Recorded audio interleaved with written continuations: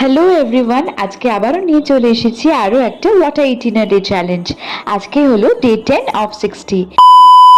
আজকে সকাল থেকে উঠে দেখি প্রচণ্ড বৃষ্টি হচ্ছে বাইরে। তো অ্যাজ ইউজুয়াল আমি আগের দিনের ভেজানো চিয়া সিড ছিল সেটা খেয়ে নিলাম। তারপরে খেয়েছিলাম চার বিস্কিট, কিছু কাজ ছিল সেটা করতে করতে চার বিস্কুটটা খেলাম। আর মা বানিয়েছিল পরোটা আর ভিন্ডির তরকারি।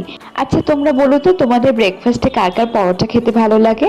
আমি ব্রেকফাস্টে ব্রেড টোস্টও পছন্দ করি আর পরোটাও পছন্দ করি। তারপরে বেলাতে মা কিছু ফল কেটে দিয়েছিল, সেটা খেলাম। আর মা বানাচ্ছিল এখানে আলু পোস্ত। লাঞ্চে ছিল ভাত, থোর, মিক্সড ডাল, পাঁপড় আর ছিল আলু পোস্ত।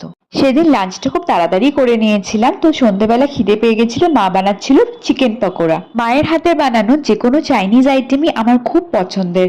সেদিনকে চিকেন পকোড়াটা কিন্তু ভীষণ টেস্টি হয়েছিল। আর রাতে ডিনারে ছিল চিলি চিকেন আর রুটি। আজকের ভিডিওটা কেমন লাগলো আমাকে অবশ্যই জানাবেন। বাই।